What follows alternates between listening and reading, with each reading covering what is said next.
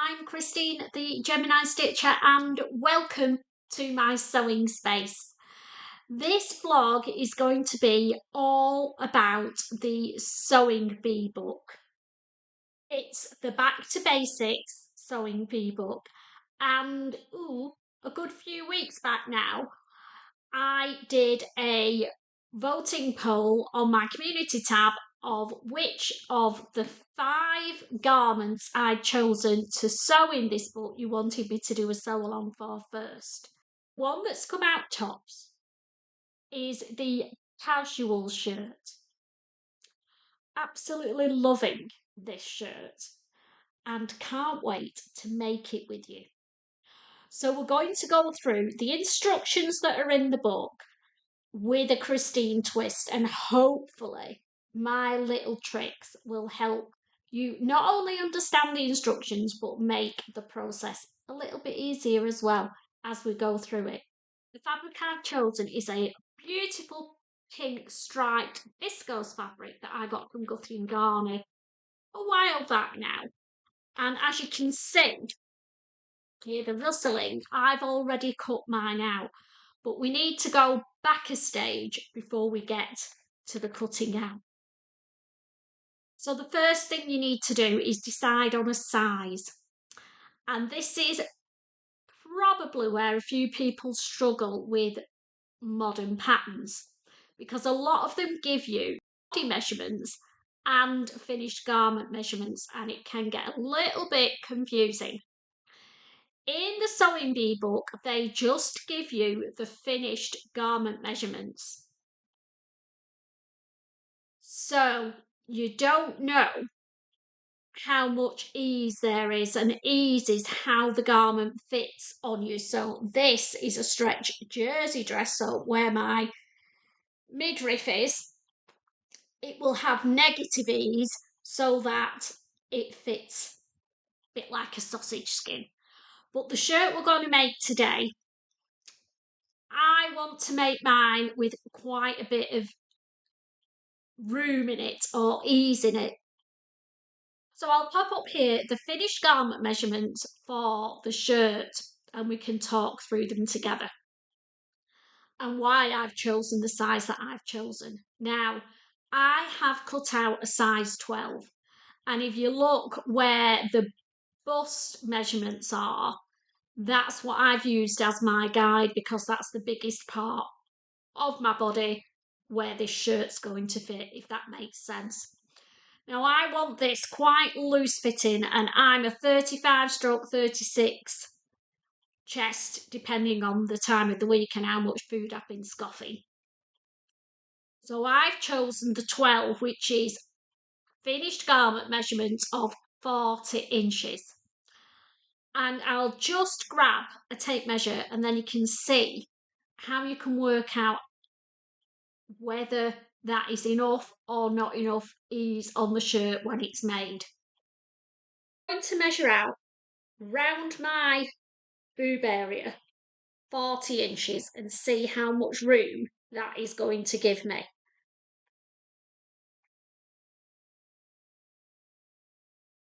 So 40 is there, and that's giving me that much ease. But when you spread it out around your body, can you see? It's not going to be huge amount of movement around my bust area. So I'm going to stick with a 12. If I wanted a more drapey, loosey-goosey look, then I'd go up to a 14, just to give me that room around the middle. But we're going to stick with the 12, and we'll see if it comes out true to size. Decided on our size, we can get the pattern pieces cut out. And then, before you start pinning it onto your fabric, you need to make any adjustments that you need for your size. The ones for a shirt that I would check is measure from your collar line to your shoulder line, which is where that little bump is, you can feel it. Measure from your collar line to there, and compare that to the shoulder length on the actual pattern piece, and from that you can decide whether you need to make a wide or narrow shoulder adjustment. And then obviously being vertically challenged, I also measure from the top of my back to where the pattern is, or where I want the shirt to finish, compare that to the pattern piece, and then lengthen or shorten from that. And do the same with the sleeves. So measure from under your arm to your wrist, and measure that on the sleeve piece, and then lengthen or shorten as necessary before you start cutting it out. And then it's time to lay it on the fabric and start cutting out. Now, this pattern, let's talk about how much fabric you actually need, because according to the book, you need 2.5 meters of fabric. Now, I've got to say that with a little bit of pattern Tetris, I've managed to get mine out of 1.5 meters, which is a whole meter of fabric that I didn't need. So my first tip before we even start cutting out is lay your pattern pieces on a table, mark the width of the fabric that you're going to be using, mark it out with some tape on your table, and then lay your pattern pieces and see how much fabric you actually do need. So let's talk about how we pin our pattern pieces out, shall we? We'll just go over to the table and whiz the camera around so that you can see some fabric and hopefully understand a little bit better how I do it. So here I've got a piece of stripy fabric. I should have ironed it, apologies, but this is just for demo purposes.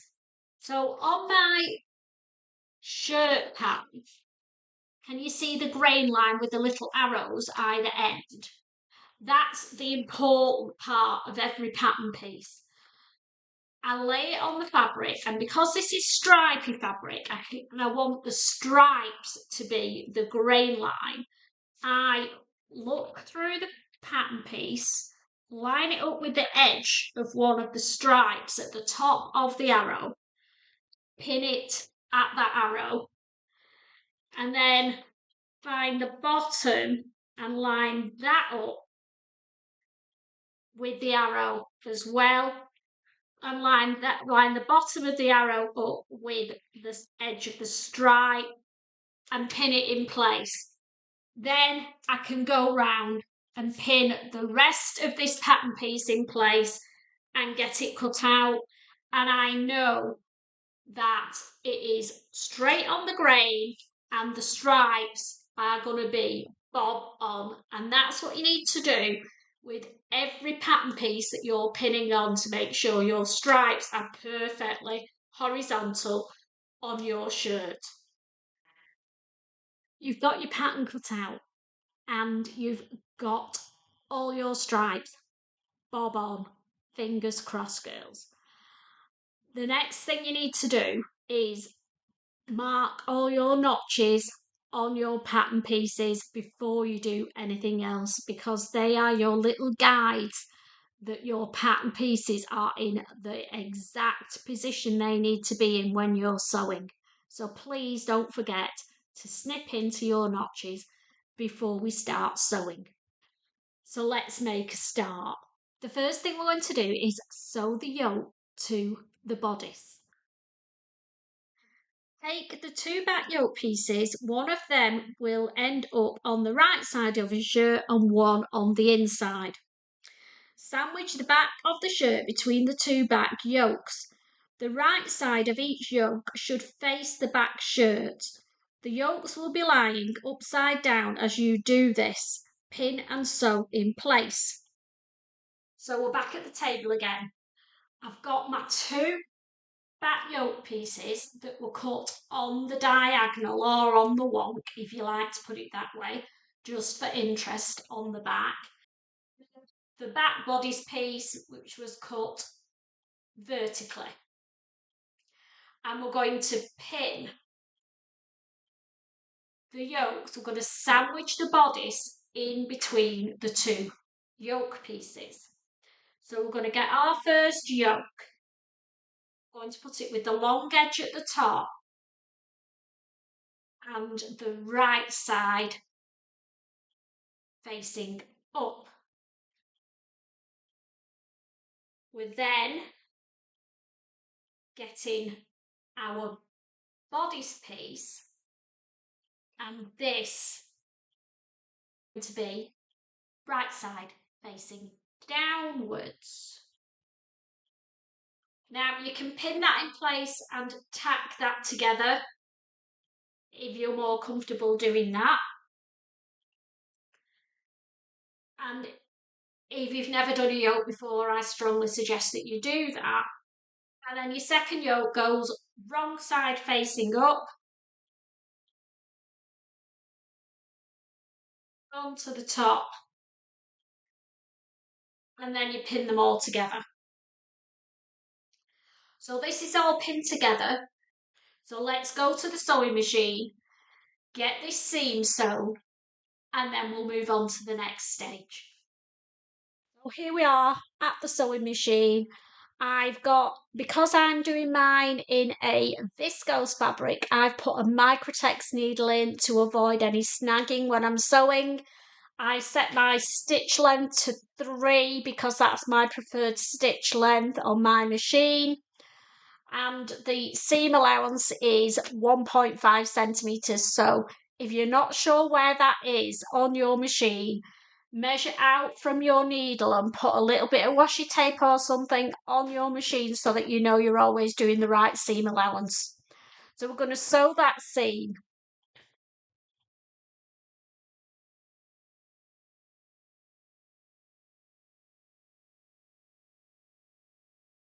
Now we're back tacking at the beginning and end of the seam to lock it in place.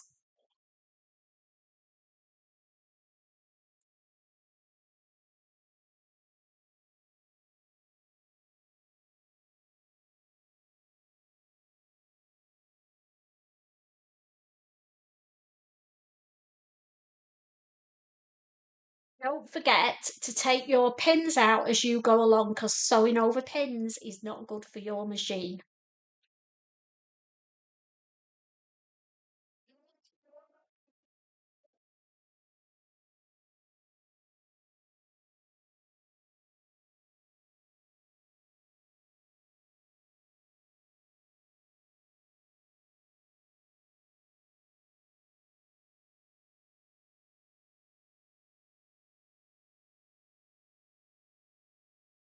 Ta-da!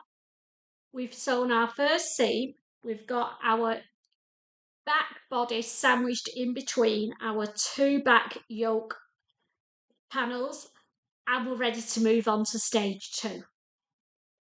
I'll pop up the instructions for the next stage and then we can go through it together. Press the yoke away from the shirt and trim the 3 seam allowances to different widths to reduce the bulk in the seam. Top stitch the outside of the yoke and machine foot's width away from the seam that connects the yoke to the back shirt. The 2 yokes will now be referred to as the outer yoke. A lot of instructions there. So we've got our back yoke, and what we're going to do is, before I press it, I'm going to reduce my seams. To do that, I use these little babies, and they are called, I call them duck scissors because they've got like a duck on them. These are prim.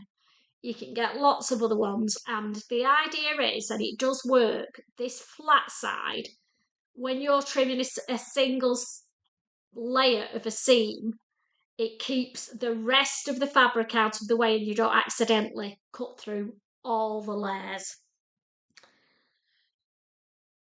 So what we need to do is have 1 full length, 1 half length and 1 quarter length because we've got 3 seams, and it reduces the bulk inside the garment. So the first one this one, we're going to cut really quite close and just have about a 1/4 inch seam on that. So I'll go and do that and then show you the next one. Okay, there, that little bit is what's left of that first seam. Now, seam allowance. Now, the second seam allowance is going to be halfway between the full and that one, and cut that down as your second layer. Well, there we go. So there we go. We've got, hopefully you can see, we've got 1/4 inch seam, 1/2 inch seam allowance, and one full left as it originally was. And that's layered our seam allowances up in the yoke to help it lie flat. I'm going to go and press this now, press both of them upwards away from the bodice, make it really nice and crisp, and then we're going to do some top stitching. So here we are, back at the machine again. Now, the next thing we're going to do is top stitch a machine foot width away from the seam on the yoke side of the back yoke. So I'll just zoom in and then you can see what that means. So here we are. We've pixelated a little bit, but I'm sorry. There is my seam, and here is my presser foot, and I've got the edge of the presser foot lined up with that seam. And that's how I'm going to use that as a guide and sew this top stitching.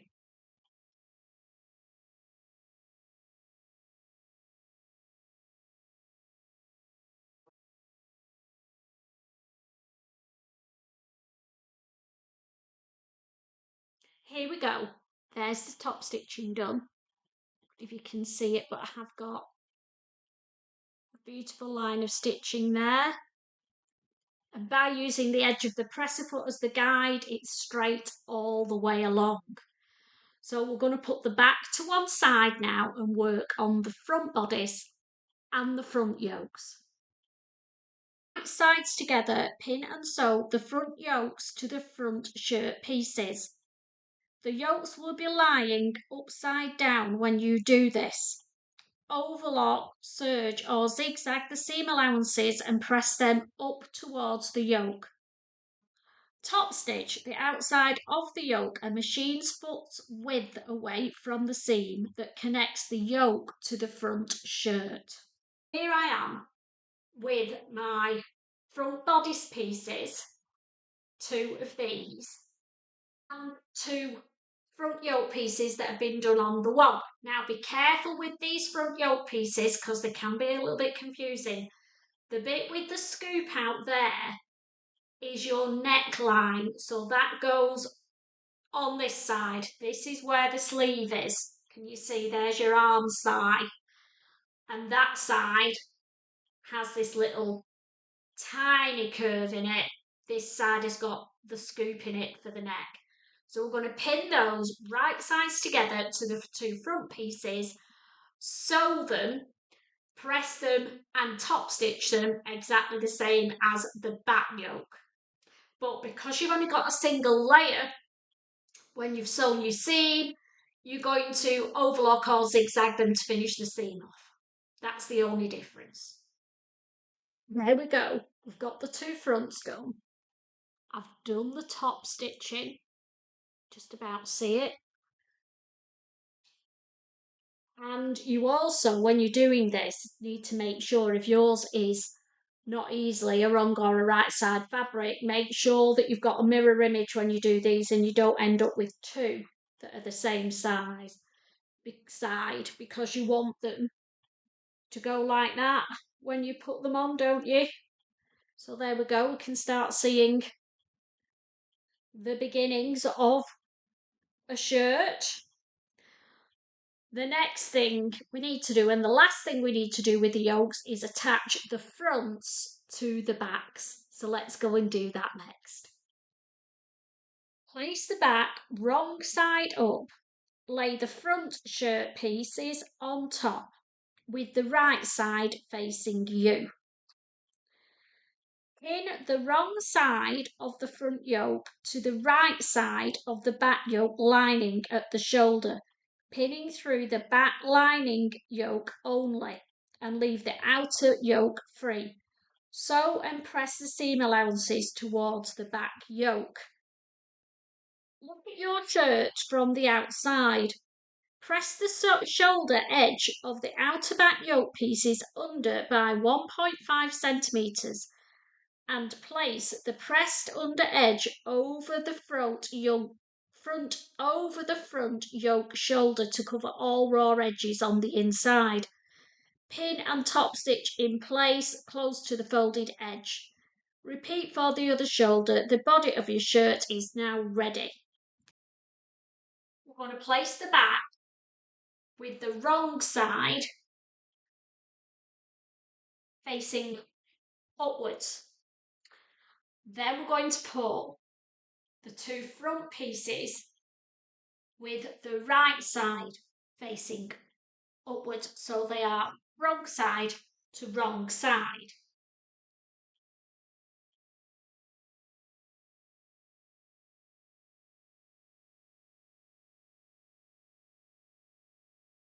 Like that. So now we're going to pin the wrong side of the front yoke, which is the side not facing me, to the lining yoke, which is one piece of the lining, not the piece that's on the table, the piece that's nearest you. And that is what we pin together. And sew on both sides that seam. Just to reiterate, I've got the back piece wrong side facing up, and then I've laid the front pieces right side facing up. I've pinned the front to the inner back yoke, which is the one that's nearest you, at the shoulder seams, and we're going to sew those two seams together. The next stage is pressing over the top shoulder edge of your remaining back yoke piece and then top stitched it down over the top of the raw seam. Your shirt from the outside. Press the shoulder edge of the outer back yoke piece under by 1.5 centimetres and place the pressed under edge over the front yoke shoulder to cover all the raw edges on the inside. Pin and top stitch in place close to the folded edge. Repeat for the other shoulder. The body of your shirt is now ready. I've done the pressing bit and I'm just showing it you before I actually top stitch it down. So here it is. There it is. That's where it's pinned, ready for top stitching. And the way I did it was, after I'd sewn the inner yoke seam, press that seam towards the shoulder and the yoke. That was fine. Then I pinned the back yoke pieces together along the neckline and the arm bit, getting it all nice and straight and true on my ironing board. Then I looked at the seam where it was over the top of the front one and I pressed it under so that it just covered that line of stitching that I've done for the inner bodice, for the back yoke, and I've pressed it. So I didn't measure 1.5 inches. You can do, but you're relying on all your seams being at 100% accurate and they may not be.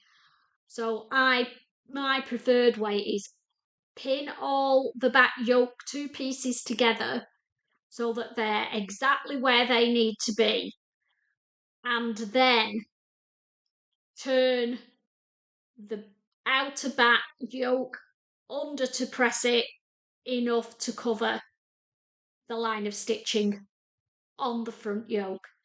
And that's what I've done. I'm now going to top stitch close to the edge of that, and then that's the yoke bit finally finished. Next up is the plackets. We have two of these, and on the instructions right at the beginning it says if you're using a fine fabric, which I'm using a viscose, so it is, they recommend that you fully interface both of the plackets, which I totally agree with, and I've done that. Now, you may have heard me bang on about this before. I always use woven interfacing. It's a bit more expensive, but makes your garment feel so much better. And I've used lightweight cotton woven interfacing and interfaced both of the placket pieces. Let's read what the instructions tell us to do with our plackets. Making the button stands. Looking at the inside of your shirt, pin the right side of your button stand to the wrong side of the right centre front and stitch in place. Press the long raw edge of the button stand under by 1.5 centimetres. Fold the button stand over to the front of the shirt and press so that the seam is on the centre front edge. Top stitch in place. Your button stand should now measure 2 centimetres in width. Top stitch close to the centre front edge as well. This is the side on which the buttonholes will go. Repeat steps 7 and 8 for the other front. This is the side with the buttons on. Okay, I've got my front and back bodice that I've sewn together, looking good, and I've turned it inside out because the instructions tell you to be looking at the wrong side of your front bodice. So turn it inside out, lay it down in front of you, get the back out of the way so it doesn't accidentally get pinned. This is what we've got. Two front bodices, wrong side or the inside of the garment facing up.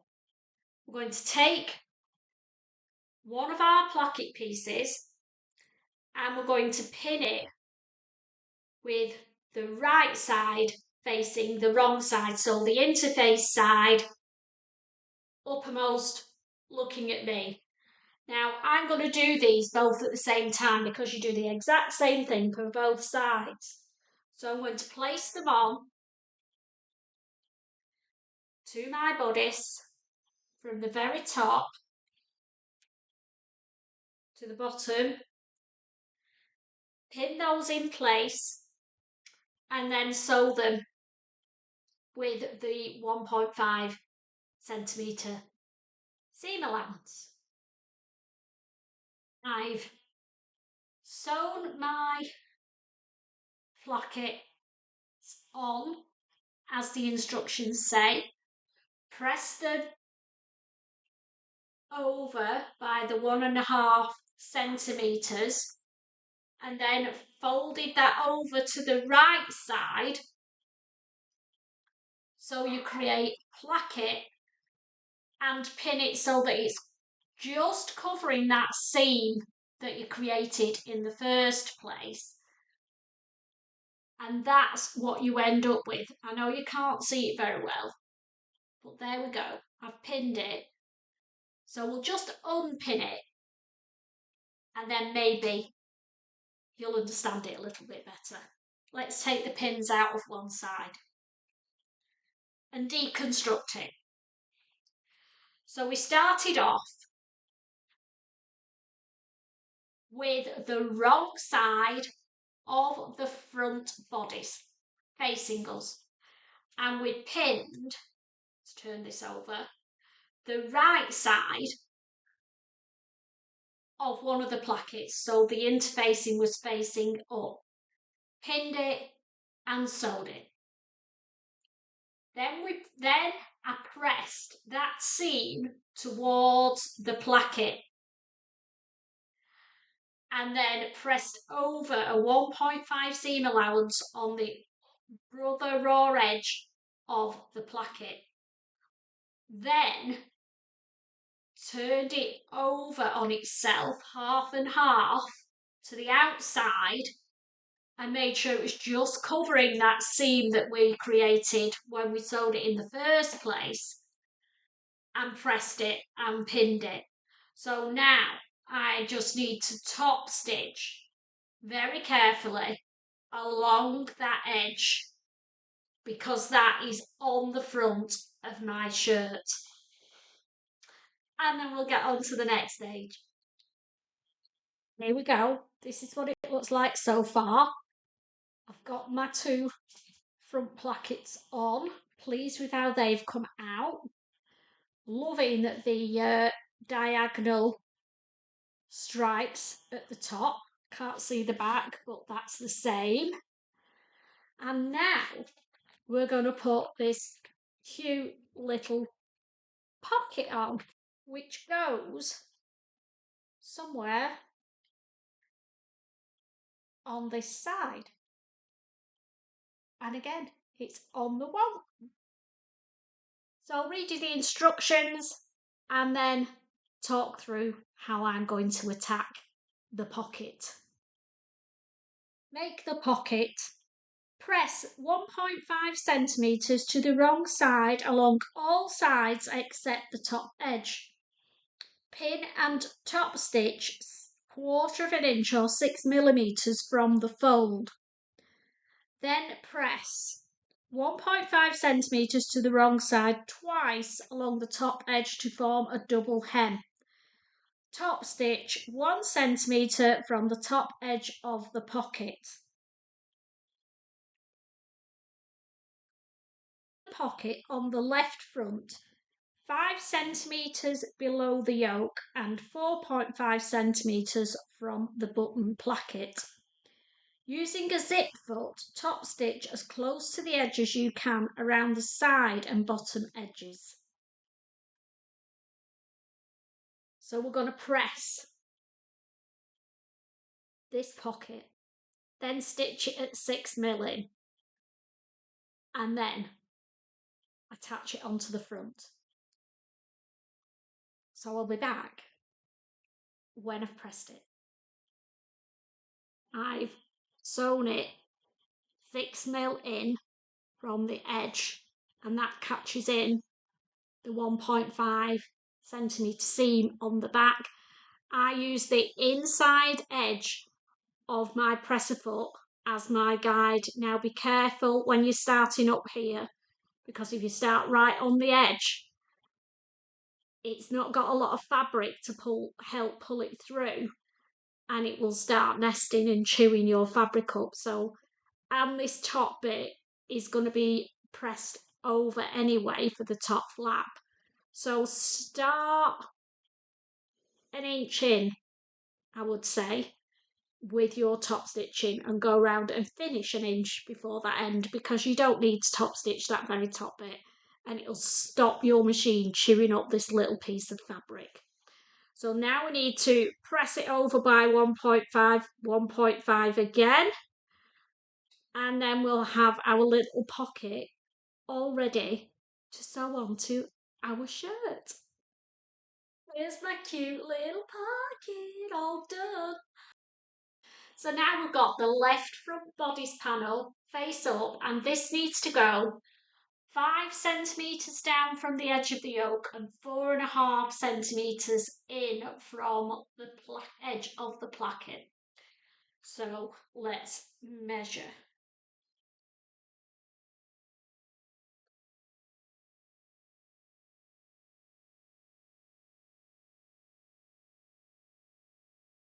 5 centimetres down, put a little pin, then I know where that is, and then measure in the 4.5, which is there. And that's where my pocket needs to go. I'll just check that it's 5 centimetres down on both sides.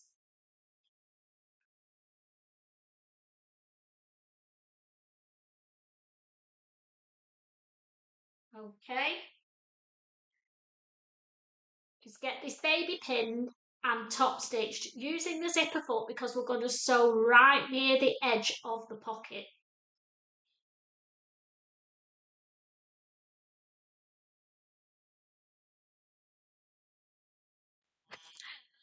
So I've got my zipper foot on.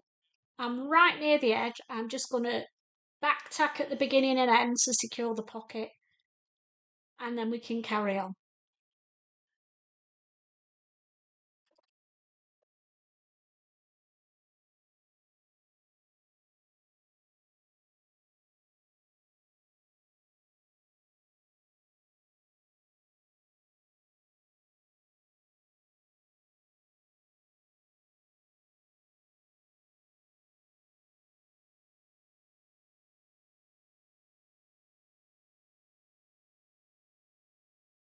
So there we go, one pocket, all neatly sewn using a zipper foot.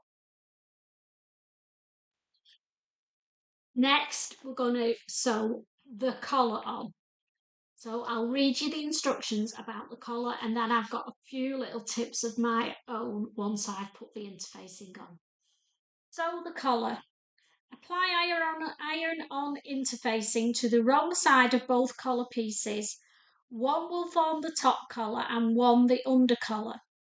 Pin the collar pieces right sides together and sew around the outside edge, leaving the neck edge open. Clip the corners, trim the seam and press it open. Turn the collar right side out and press, positioning the seam line exactly on the fold. Put my interfacing on both collar pieces.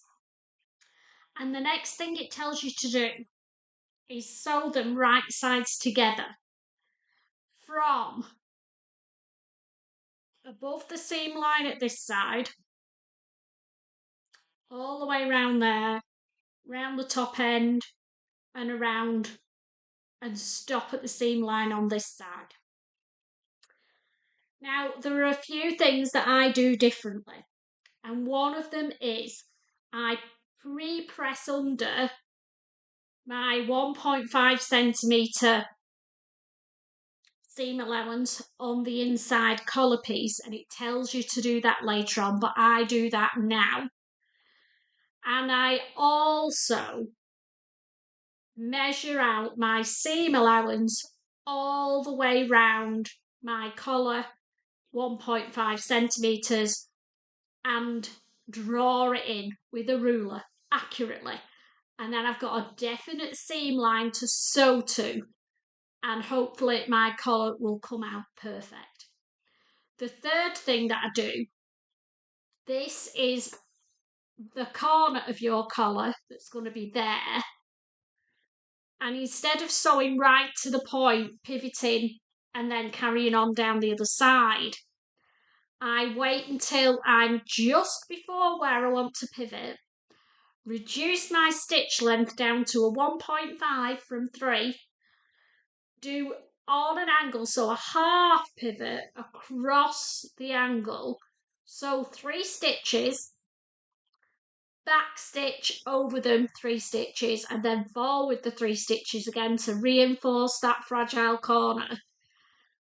Then turn, put it back up to 3 mil, put my stitch length back up to 3, carry on down there, and then do exactly the same thing at that corner. And I do that with every collar that I make, and it works for me. So I've prepped my collar. This is the inside collar side, and I've pre-pressed it under by 1.5 centimetres all the way along the collar edge. and I've pinned it to the outside collar, and that acts as a guide. It tells me where I need to stop and start stitching, because this bit of the outside collar is my seam allowance for attaching it to the bodice. So I sew from there, and then on the collar side I've marked in my 1.5 centimetre seam allowance all the way round, so that I follow that line and I'm not going to deviate. And remember, when I get to these tricky corners here, I'm going to stop just before the corner, reduce my stitch length to 1.5, put it on the wonk, so turn it half turn, so from there to there, just 3 tiny stitches, back stitch 3, forward 3, then turn it like that, up to 3 on my stitch length again, until I get to the next fragile corner and do the same there. So I'll go and do that, and then we'll turn the collar out together. I've sewn round the edge and cut my seam down, reduce the seam allowance down by a half. Where that little curve meets the straight, I've cut a notch in there, and then I've cut across the edge of the points, being careful not to cut through those little stitches. And now we're ready to turn it the right way out. So here's my beautiful collar, all pressed. The thing that I do when I'm pressing it is press that centre seam open first inside, and then when I'm pressing the collar, I don't know if you can see, oh yes you can you see the seam slightly off centre? That is the back of the collar, so that the front of the collar you can't see any seam at all. And that's how I finish my collar off. Now we're going to attach this baby onto our shirt. Raw edges aligned, pin the collar to the right side of the shirt, matching the ends of the collar with the edge of the button stands. Pin and tack the inner layer of the collar to the shirt neckline. Then sew, trim the seam allowance to 6mm and clip into the curves of the seam allowance. Press the seam allowances away from the... We've got our shirt, and there is my first front placket. Come here. There's my first front placket. So basically, this side that's not been folded under is going to line up directly with that placket at both ends and get carefully pinned all the way round. Then hand tacked in place is their suggestion, or you go rogue like me. I put lots of pins in and just sew it. And then we're ready to finish off the inside of the collar. We're getting there. So the collar has been hand stitched on the inside to hold it in place all the way along, invisible stitching. And then on the outside, I've top stitched, not sure if you can see it, let's see.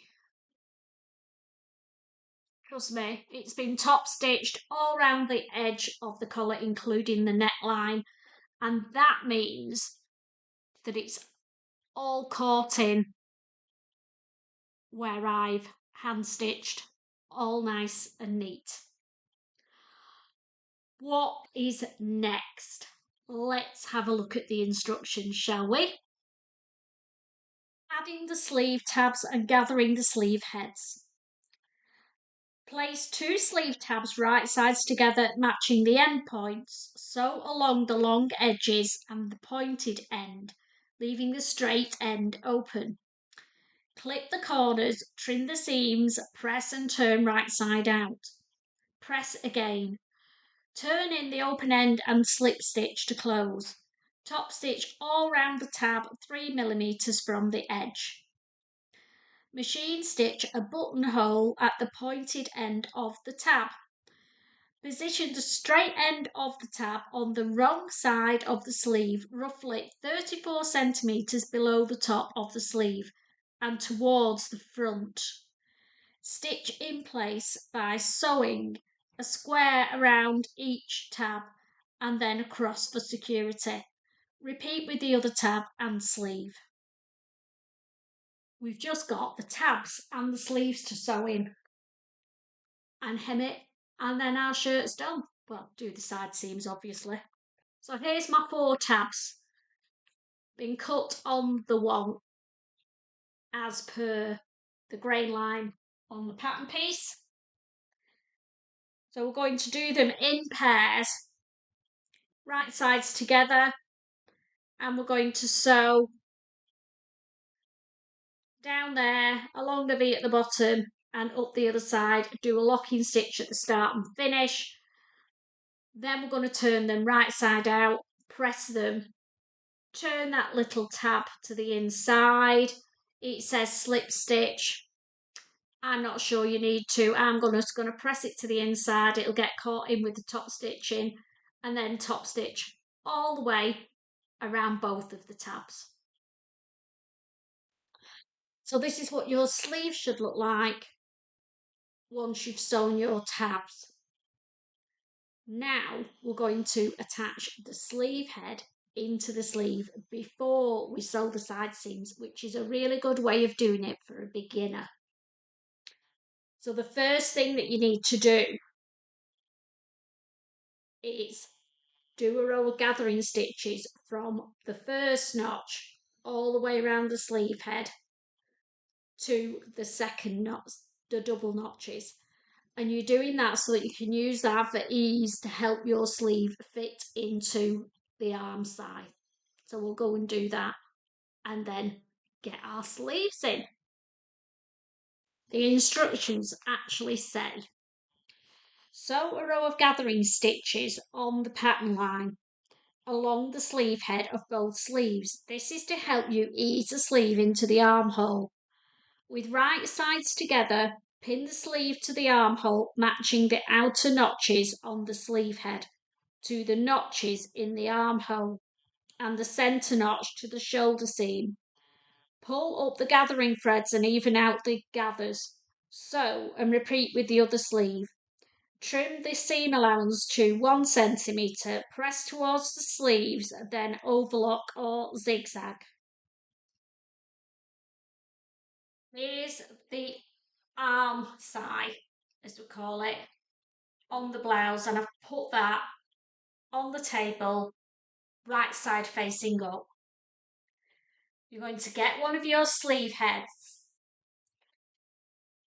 Make sure that you've got the single notch at the front of the shirt and the double notch at the back.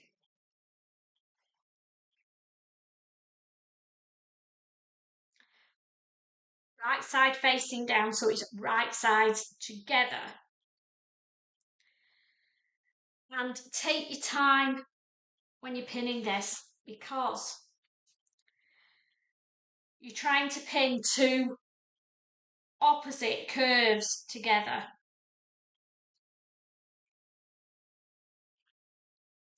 So pin your underarm and pin it together, lots of pins, up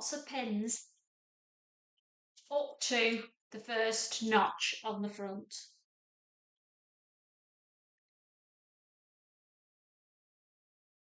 Which is where your gathering stitches or easing stitches started.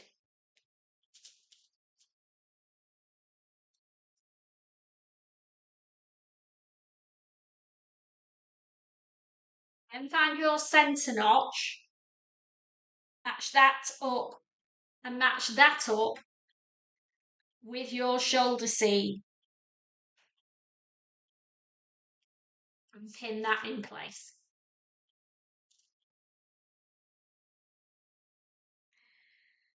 Then go to the other side, match your underarm seam, pin, and pin that one up to the notches on that side.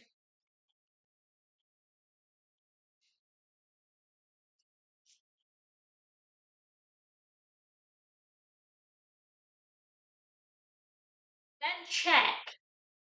Sometimes sleeves just fit, sometimes they need a little bit of gathering. Now, mine actually fits, so I didn't need to do those gathering stitches, but if yours doesn't and your sleeve is slightly bigger than the sleeve head you're trying to fit it into, then you just need to pull on those gathering stitches to ease it in. That's what they're there for. And then pin it all in place. Take your time and get your sleeve to fit. And this is what you'll end up with, your sleeve pinned in, right sides together, into that arm side gap. So we're going to stitch the 1.5 centimetre seam allowance now from one end to the other and do the same with the other sleeve. It's starting to look like a shirt, girls. So I've got my sleeves in. I'll just show you on the inside. So I finished mine with an overlock stitch and it's all been pressed. Both sleeves are done. Both sleeves are done. So now let's see what the instructions tell us to do next. Fold the shirt right sides together, matching the underarm and side edges. Stitch the side seams and sleeve seam in one go. To do this, start at the hem, work up the side of the shirt to the armhole, and then pivot and stitch down the length of the sleeve. Trim the seam allowance to 1 centimetre, then press them towards the back of the shirt. Overlock or zigzag them, then top stitch along the full length of the sleeve through all layers, stitching 6 millimetres from the seam line and catching in the seam allowances on the wrong side. So that's a brilliant finish for this shirt, to catch your side seam allowances in.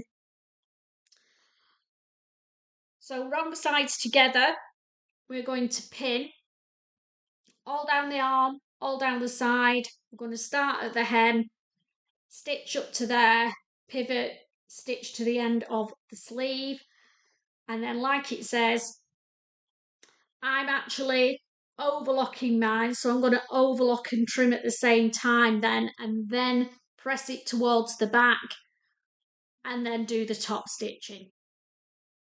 So I've sewn down. I'm getting help from Esme. Come on, get down. I've sewn down the side seams and the underarm seams and then press them towards the back.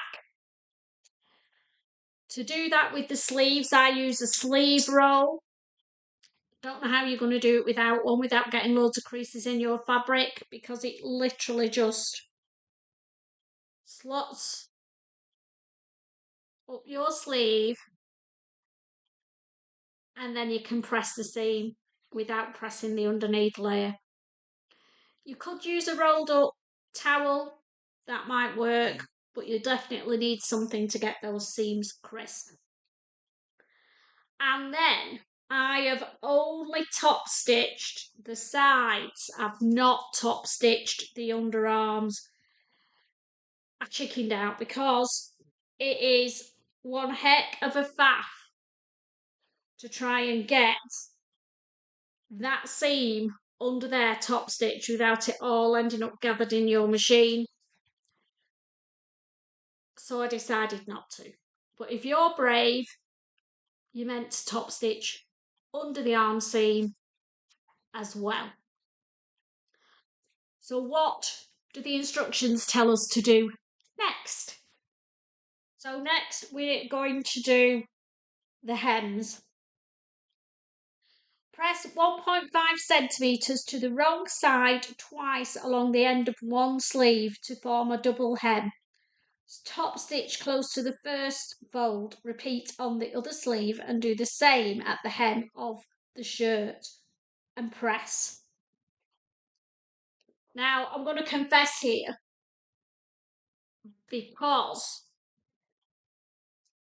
I've not done what I normally do, and that is before I sewed that side seam up, pre-pressed the hem up, and it gives you that guide then to just pin and sew. I've not done it, so I'm going to have to finagle it on the ironing board and get that pressed up twice and hemmed, and that's the sleeves done.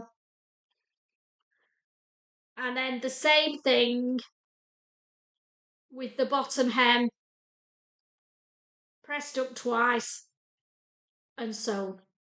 So we'll go and do all that, and then the last thing we have to do is the dreaded buttonholes. Loving this. Just got the dreaded buttonholes and buttons to sew on. So, a nifty little gadget to sew my buttons on. Now remember, your buttonholes are on the right hand side as you wear it, which is this side.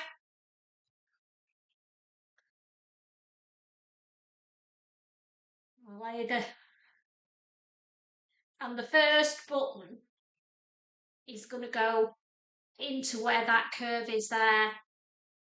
That's where the first button's going to be. So we need to mark that first. So we're going to mark the first button in the collar where it curves out, because that's where the first one is.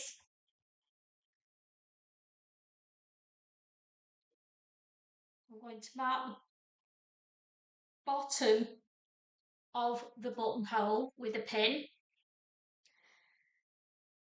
Then I'm going to decide where I want my last button to be and mark the bottom of that buttonhole with a pin. So that's what we've got so far. Pin at the top, pin at the bottom. And then we're going to use this little gadget. It's got a fancy name that I can't remember, and if I find it, I'll pop it at the bottom, but it's a buttonhole spacer, basically. It's got holes in it there that you can use to mark, and then it's got little nicks in the end, which I use as the point and put pins through. So you put one end with the bottom of your buttonhole for the top one, and the other end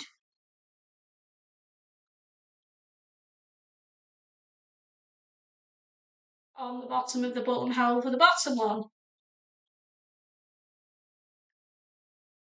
And then, wherever the little points are, put the pin in, and that marks the bottom of your buttonhole. And you get them evenly spaced out. No head scratching. Perfect for me. Now, I have this because I always have to alter the length of shirts and blouses. So even if there's a button guide that comes with the pattern, it's no use to me whatsoever. And measuring and calculating just my strong point. So this little gadget, just by doing that, so simple, brilliant invention. So now I've got my 8 buttonholes all evenly spaced. Where that pin is where my buttonhole will start if I do it from the bottom. And yeah, wish me luck, because buttonholes, you know, can notoriously go great or go wrong. So I'm going to practice on a scrap piece first before I delve into my blouse or shirt. Then I've got 8 buttons to sew on the other side. Buttonholes all done. Cannot believe that they all went according to plan. So I've snipped them open. Now I put pins either side where the bar tacks are, and I use a seam ripper. The pins stop the seam ripper going through the end of the buttonhole. You can get buttonhole punches, absolutely fine. It's just the way I've always done it, and it works for me. So now we need to mark where the buttons are going to go on the button stand and keep them in line. And the way I do this is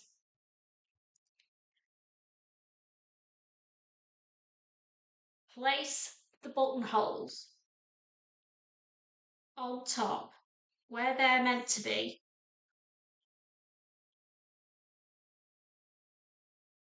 and pin that in place across that button band.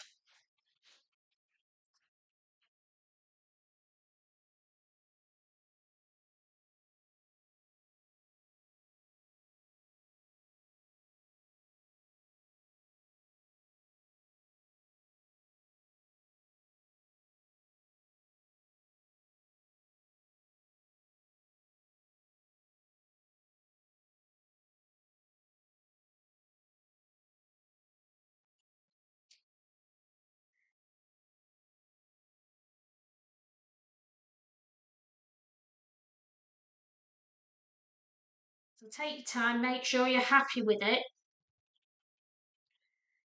Then I use a water-soluble pen. You can use a friction pen, whatever you use to mark things with. And then I carefully open up the buttonhole and just put a little dot through the hole, which marks where the button's going to go.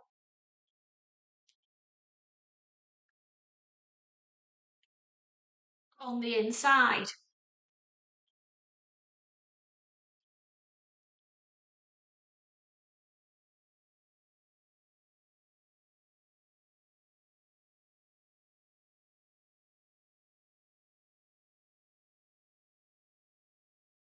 Take the pins out.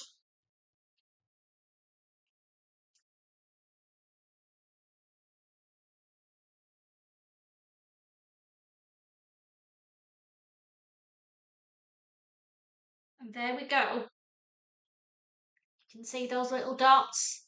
That's where my buttons are going to be sewn on. I have an automatic button stitcher on my machine. You can stitch them by hand, but if you've got a button stitcher on your machine, give it a try. I actually quite like using mine now I've got used to it, and it is quicker. So I'm going to get my buttons sewn on, and then I'll give you a twirl in my shirt. And here we have it, my finished casual shirt from the Sewing Bee Back to Basics book, and I love it to bits. Loving it with these jeans. I like it tucked in, I think. That's what it's like out. Button placement's perfect using my little gadget. I haven't put the top button on because, I'll be honest, I'm never going to wear it like that. I feel like I'm choking.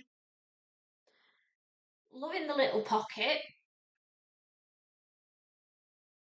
Like the turn-ups for a change instead of a cuff. And I can see another one in my wardrobe very soon. So what have I learned? What did I think of the pattern? It's an intermediate pattern, I would say, just because you've got to do the little bit of the burrito method, not a really complicated one. but a bit of a head scratcher with the right and the wrong sides of the fabric. The collar was an easy one to do, so if you've never done a collar before, this is a good one to start you off with because there's no collar stand on it. And other than that, it was just buttonholes, which I found quite easy because my machine does an automatic buttonhole. And yeah, not much else to say really. Give it a go. I hope my little hints and tips of where I've changed it slightly help you, and let me know how you get on with the Sewing Bee casual shirt pattern. Oh, sizing. I did the 12 and it's the perfect size for me. It is the 4 inches of ease that it says on the pattern. So look at the finished garment measurements. Like I said before, put a tape measure around your boobs, see how much room there is there. And if you need a little bit more room, size up. If you feel like it's going to be too loosey-goosey, size down. But size 12 fits me, 35 to 36 bust, perfectly. One happy bee. So the next one that I'm going to be doing is the twist front top, and that will be in a few weeks' time. So take care and happy sewing, everybody. Love you loads.